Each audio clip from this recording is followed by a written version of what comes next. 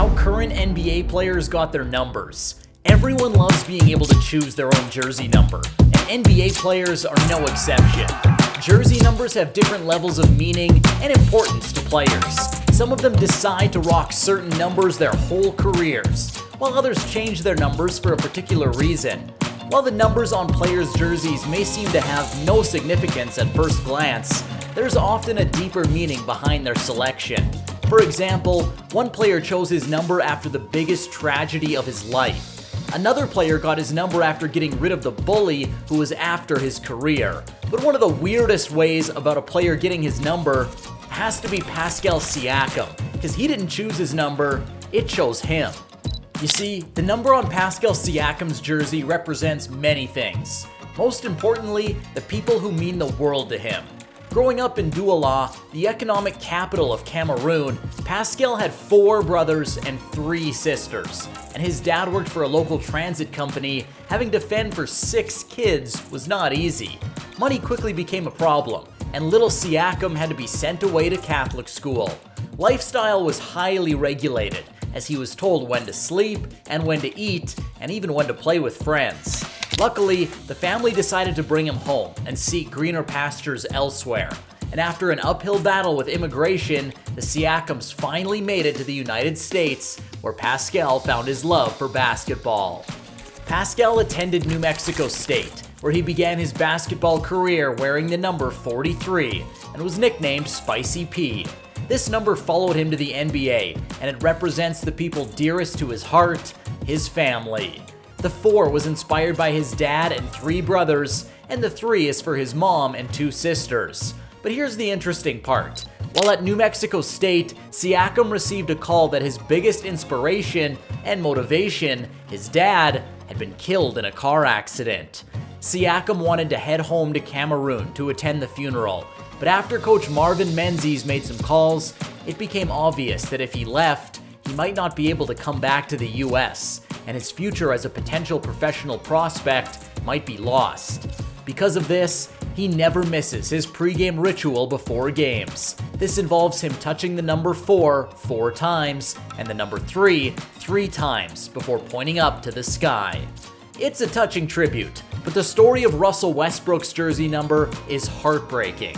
Most of us know Russell Westbrook for his time wearing the number 0.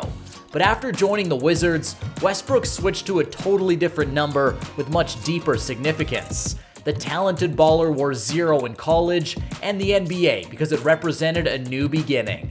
But was that what he always wanted? Nope. He was actually forced to put a number on he never really liked. And that's because his favorite number was taken on every team he's ever been on. When he was at UCLA, Aaron Aflalo had it. Then came Oklahoma City, where Nick Collison had the number. And then, when he got to Houston, Daniel House had it too. Russell was gradually giving up on ever getting the chance to have his favorite number until he got to the Wizards. This was where things changed, and he finally had the chance to wear the number that meant the world to him. He took advantage of the opportunity and switched to number 4. Westbrook told Air Jordan in 2017, "My favorite number has always been 4, because that's the number of people in my family. My little brother, my mom, and my dad. There is not one person in my family that pushed me more than another. They all push me, and they all have had an impact on me." Family's a common theme with jersey numbers, but Rudy Gobert had a different reason. Unlike most NBA players, Rudy Gobert had quite the journey getting to the NBA, and his jersey number depicts his story.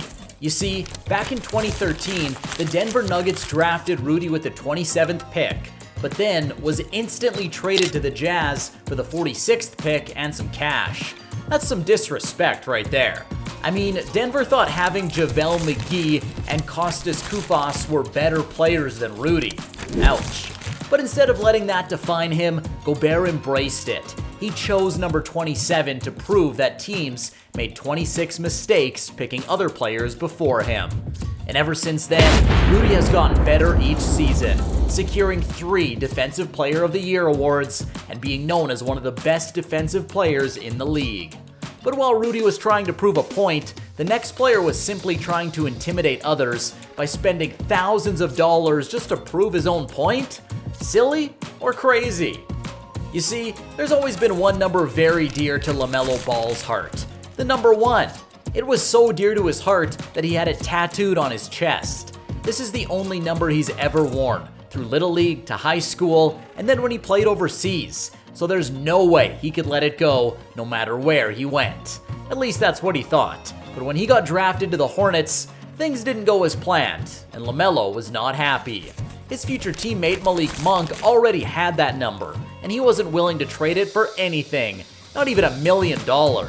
So Ball had no choice but to wear a number he'd never worn in his entire life, number 2.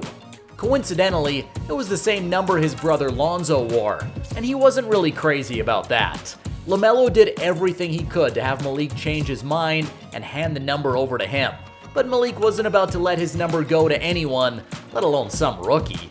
The season came around and LaMelo wore his new number, and even though he was going off, he couldn't help but keep posting on social media about number 1. It got so bad that while his teammates were buying hypercars and other expensive stuff for his birthday, all LaMelo wanted was his number. LaMelo could hardly go through an interview without mentioning his number. It got to the point that after an interview, LaMelo reportedly told the men at his team's office that he wouldn't stop fighting till he got his number. And he made good on his threat. LaMelo realized that if he didn't do something crazy, he might never wear his favorite number. And that's exactly what he did. Something crazy. To prove to the world that he was the real number 1, Ball spent tens of thousands of dollars on his neck. Yeah, dude's insane.